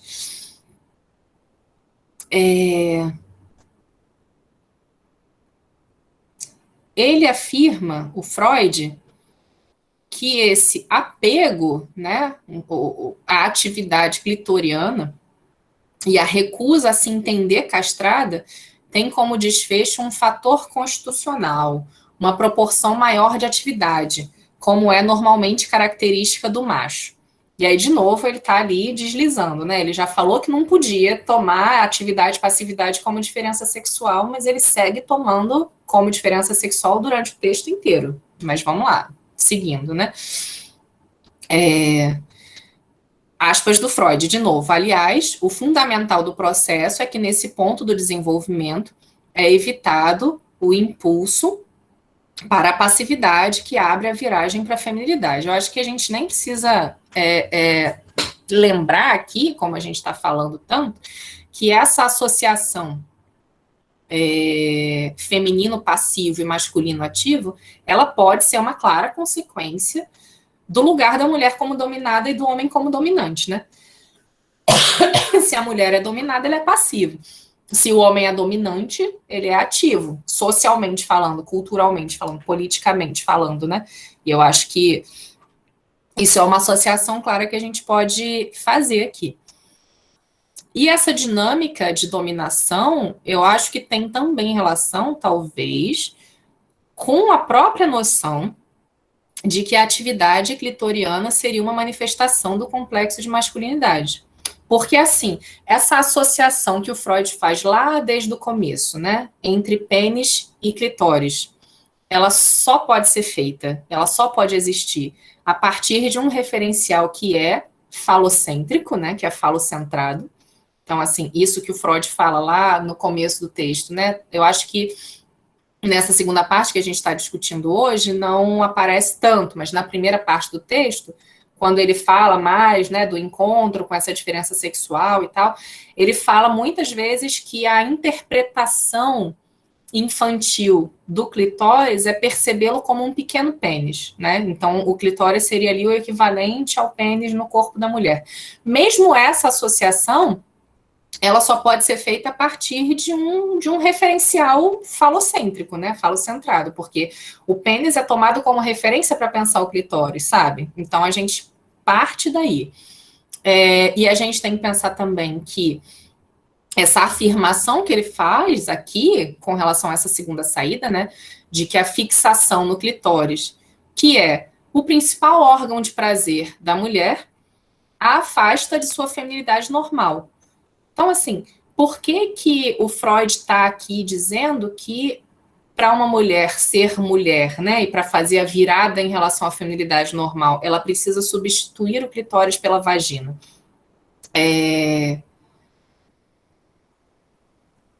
E ele fala disso como uma tarefa mesmo, é muito curioso. Na primeira parte do texto ele fala, né, uma das tarefas para a feminilidade é você abrir mão do clitóris em direção ao prazer genital na vagina e tal. Só que a gente sabe que, mesmo anatomicamente falando, né, a função anatômica, né, a função fisiológica do clitóris é o prazer. Existe ali toda uma necessidade, na grande maioria das mulheres, de estimulação clitoriana para atingir o prazer sexual e tal. E aí, assim, abrir mão, né, dessa atividade clitoriana para uma atividade vaginal, e o Freud dizer que manter essa atividade clitoriana afasta a mulher da sua feminilidade normal, isso também, eu acho, se liga diretamente à dominação dos corpos e da atividade sexual das mulheres, que é empreendida desde a transição para o capitalismo, por causa do controle da reprodução. Então, assim, na nossa sociedade, em linhas gerais, né, desde dessa época da transição para o capitalismo, se sexo para o homem é prazer, sexo para a mulher é reprodução, assim, né? A ideia de que as mulheres podem fazer sexo com o objetivo de ter prazer, primeiro que é muito recente, na nossa cultura, né, nesse recorte aqui que a gente está fazendo. E segundo, que essa desassociação mesmo do sexo para o prazer vem justamente dessa tentativa de controlar a reprodução, empreendida política e economicamente como dominação dos corpos das mulheres, sabe? Então, assim, o que eu estou querendo dizer, de novo, e aí lembrando, né, o que a gente está fazendo aqui sempre é pegar as ideias do Freud e tentar contextualizar elas historicamente. Eu acho que essa noção, né, do clitóris para a vagina, da atividade para passividade, que quando não acontece, segundo Freud, culmina nisso que ele chama de complexo de masculinidade, né? Então, o que é o complexo de masculinidade para o Freud? O que é uma mulher que teve como saída para a sua feminilidade o complexo de masculinidade, comportamentos ativos e atividade clitoriana, aqui nesse texto, né? Depois a gente pode desdobrar isso em outros textos e pensar como é que foi e tal. Mas eu acho que, especialmente essa segunda saída aqui, ela tem muito a ver com a história de dominação, né? Com a história de dominação e opressão do corpo das mulheres com fins de controlar a reprodução. Só para fechar, começar, né, o começo do fim do nosso debate hoje, mais adiante, né, o que o Freud faz é falar que o seu texto, o percurso nesse texto aqui, nessa conferência, é pensar uma espécie de pré-história das mulheres. O Freud, ele diz que ele não tem intenção de acompanhar a conduta posterior da feminilidade, né? Seu interesse nesse texto sempre foi, desde o princípio, entender como uma mulher se torna mulher. E depois dessa viragem em direção à feminilidade, dessa viragem, né, desse encontro com a castração, dessa viragem por qualquer uma das três saídas, né, da feminilidade, tanto a inibição, quanto o complexo de masculinidade, quanto a feminilidade normal, que eu acho que a gente pode chamar aqui de maternidade, né? O que o Freud diz é que mesmo depois dessa viragem, o que acontece é que resta nas mulheres muito dessa bissexualidade originária. O que ele afirma, bissexualidade originária, o que eu estou chamando de bissexualidade originária? O que ele chama lá na primeira parte do texto, né? Que todo mundo, quando nasce, é potencialmente bissexual. E bissexual, para ele, não custa lembrar, não diz respeito só à orientação sexual, né? Ao desejo sexual propriamente dito, mas também à identidade de gênero, também ao próprio sexo, assim, biológico mesmo, né? Ele faz lá alguns exemplos anatômicos, históricos, de como é que essa diferença sexual é entendida e tal. Então, existe ali uma bissexualidade originária aqui para o Freud. É tudo isso meio misturado, orientação sexual com gênero, com sexo. E ele diz que nas mulheres, mesmo depois dessa viragem, né, com relação à feminilidade, ainda existe muito, resta muito dessa bissexualidade originária. E esse fato de restar muito dessa bissexualidade originária, para o Freud, ele se interroga aqui, né? Talvez o que uma parte de nós, homens, chamamos de enigma das mulheres, derive justamente da expressão dessa bissexualidade na vida da mulher, em geral. E aí, essa coisa da bissexualidade, de novo, vou abrir o parênteses do Lacan aqui, para quem sabe um dia fechar, né? Será que o que a gente... que o Freud está chamando aqui de uma bissexualidade originária que resta na mulher, né, que não se resolve na mulher, mesmo depois da sua viragem para a feminilidade, seria a raiz do que o Lacan traduz como gozo não todo fálico na sua teoria depois? E aí só vou deixar isso no ar, que depois a gente fala de Lacan, por enquanto ainda não, só vou deixar no ar aqui. E aí depois no texto ele vai comentando aqui, vai conceituando libido, né? Vai dizer que a libido, ela não é nem masculina nem feminina, ela está a serviço de uma função sexual dos dois sexos, que a libido é a força pulsional da vida sexual,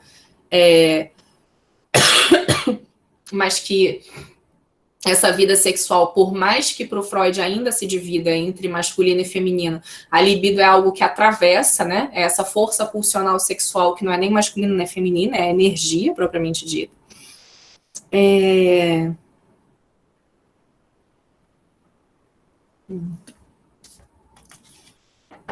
E aí tem uma parte aqui, né, que ele comenta algumas coisas que são muito interessantes, né, que dessa função sexual mesmo, né, de que essa coisa da libido, por mais que ela não seja masculina nem feminina, ela tem, e aí de novo Freud faz esse recurso, né, da atividade, passividade com relação ao masculino e ao feminino, e ele fala um pouco dessa circulação por essas vias de atividade e passividade. E aí ele vai, para falar de novo dessa atividade e passividade, ele vai fazer um recuo biológico bizarríssimo, assim, já vou dar de cara. Ela tá lá no final, a frase do Freud é o seguinte, né? E essa diferença, atividade e passividade, né? Essa associação atividade masculina, passividade feminina, pode ter sua razão de ser no fato de que o estabelecimento da meta biológica é confiado à agressão do homem e que se tornou, em certa medida, independente da aquiescência da mulher. Ele está falando do ato sexual, propriamente dito aqui, né?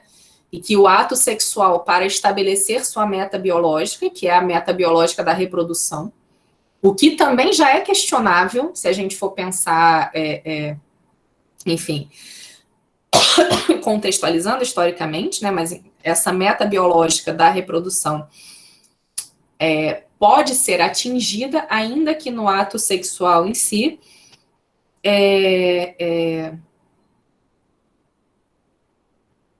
haja uma atividade agressiva mesmo do homem e que independe da aquiescência da mulher. O Freud está falando de estupro aqui, né, basicamente. E ele está falando dessa meta biológica da reprodução, minha cabeça já foi lá no conto de Aya, enfim, eu sei que é um retorno. Eu não estou dizendo que ele está incentivando, não é de nada disso que eu estou dizendo, né? O Freud não está fazendo apologia nenhuma, não é nada disso, né? Mas ele está aqui fazendo uma redução muito radical do ato sexual, dizendo que essa associação que a gente faz entre atividade e masculinidade, passividade e feminilidade, ela pode vir do fato de que, para o estabelecimento da meta biológica do encontro entre os sexos, não precisa nem da permissão da mulher, né? Isso é verdade. Não depende, né? E aí, por que isso o Freud demarca aqui? Eu acho que, de novo, a gente volta lá, né? Justamente por causa de uma cultura, de uma história que define, primeiro, a reprodução como finalidade da mulher, que define a reprodução também como finalidade do ato sexual, propriamente dito, e que domina os corpos das mulheres, né? Então, esse retorno que ele faz é um pouco isso também.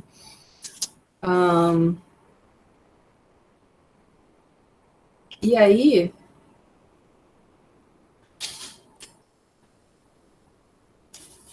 deixa eu ver se tem mais alguma coisa aqui. Ele fala um pouco mais dessa dimensão da maternidade, né, como uma saída para a feminilidade, e da maternidade, inclusive, como solução para a hostilidade que uma mulher tem com relação à própria mãe, que vocês lembram, né? Lá na origem, para uma mulher vir a desenvolver a sua feminilidade, ela precisou odiar a mãe, segundo Freud. E aí ele fala de que quando acontece, então, essa feminilidade sob o impacto da própria maternidade, né, quando uma mulher se torna mãe, pode ser revivida uma identificação com a própria mãe, contra a qual a mulher havia se rebelado até o casamento, e atrair para si toda a libido disponível de uma maneira que a compulsão à repetição reproduz um casamento infeliz dos pais. Então é como se fosse assim, a maternidade ela pode vir a ser tanto a solução com relação à hostilidade da relação mulher e sua mãe, quanto a identificação com a mãe no sentido de reproduzir um casamento infeliz. Então, é um negócio meio doida, né? Mas ele diz isso, e aí ele fala que, mesmo depois da maternidade, né, o velho fator da falta de pênis ainda não esgotou sua força na diferença de reação da mãe ao nascimento de um filho ou de uma filha. E aí, lembra que ele tinha falado lá da valorização do menininho em detrimento da menininha, quando a mulher realiza essa felicidade de ser mãe? E ele diz aqui, né? Só a relação com um filho, homem, menino, traz à mãe uma satisfação ilimitada. De todas as relações humanas, ela é absolutamente a mais perfeita e mais isenta de ambivalência. É muito engraçado isso. O Freud fala em outros textos também. Eu lembro que ele fala no Psicologia das Massas isso, que a relação... O Freud, ele é muito partidário da ambivalência nas relações humanas, né? Que, enfim, a gente ama e odeia ao mesmo tempo, como duas faces da mesma moeda, falando de uma maneira muito geral, muito reducionista também. Mas esse aqui é uma afirmação que ele está fazendo aqui, que ele já fez também em outros lugares, né? Que a relação da mãe com um filho, homem, é a relação mais perfeita e mais isenta de qualquer ambivalência. E ele fala tanto dessa relação da mãe com o filho, ser isenta de ambivalência, que ele diz que o próprio casamento, olha só, né, que ele está dizendo, que o casamento mesmo, quando a mulher se casa com o seu marido, ele não está assegurado enquanto a mulher não conseguir fazer do seu marido também o seu filho e agir como mãe em relação a ele. Então, para o Freud, o único jeito que uma mulher tem de amar o seu marido, de garantir o sucesso do casamento, digamos, é colocar o marido no lugar de filho e virar mãe do marido. Igual o Chay falou lá no Casamento às Cegas, né? Não sei quem viu Casamento às Cegas Brasil, tá no Netflix, é terrível, é horroroso, mas é tão horroroso que a gente vê até o final, né? E tem um dos participantes desse Casamento às Cegas que falou, olha, não, eu acho que se eu casar com você, você tem que ser minha mãe. O cara estava sendo freudiano ali, a gente nem sabia, mas ele estava lá sendo freudiano, falando que o sucesso do casamento só aconteceria se ela fosse também mãe dele. E aí, assim, acho que a gente já chegou no final, né, do nosso horário, mas eu queria só ler a última frase do Freud, porque ele passou, sei lá, 50 laudas falando da feminilidade, da construção da mulher, não sei o quê, mas a última frase dele é assim: se quiserem saber mais sobre a feminilidade, então perguntem as suas próprias experiências de vida, ou voltem-se aos poetas, ou esperem até que a ciência possa lhes dar informações mais profundas e mais bem articuladas. Freud tinha um pouco essa fé na ciência, né? Um dia a ciência vai conseguir responder coisas que a gente não sabe e tal. Mas eu achei isso aqui também muito interessante, essa coisa de que se vocês quiserem saber mesmo sobre a feminilidade, vocês têm que ver na singularidade e não na universalidade. Vocês têm que ir na arte, vocês têm que ir na vida de vocês têm que ir às mulheres de vocês. Então isso aqui para mim também é o tal do a mulher não existe, do Lacan, sabe? É só para deixar esse parêntese do Lacan também, para a gente terminar com ele, né? Não há teoria universal da mulher em psicanálise, né? A mulher é sempre pensada a partir do um a um, do singular.